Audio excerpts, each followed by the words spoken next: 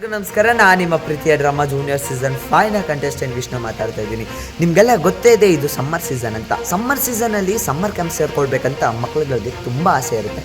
ಆ ಆಸೆನ ನೀವು ನಿರ್ವಹಿಸೋದಾದರೆ, ನಿಮ್ಮ ಮಕ್ಕಳನ್ನ ನೀವು ಸಮ್ಮರ್ ಕ್ಯಾಂಪ್ಗೆ ಸೇರಿಸೋಣ ಅಂತ ಯೋಚನೆ ಮಾಡ್ತಾ ಇದ್ರೆ, ನಿಮ್ಮ ಎದುರುಗಡೆ ಇದೆ ರಂಗವಿಜಯ ಟ್ರಸ್ಟ್ ಹಾಗೂ ಸ್ನೇಹ ಕಲಾ ಪ್ರತಿಷ್ಠಾನ ಅವರು ನಡೆಸುತ್ತಿರುವ ಬೇಸಿಗೆ ರಜಾ ಮಕ್ಕಳ ಮಜಾ ರಂಗ ತರಬೇತಿ ಶಿಬಿರ ಕುಣಿಗಲ್.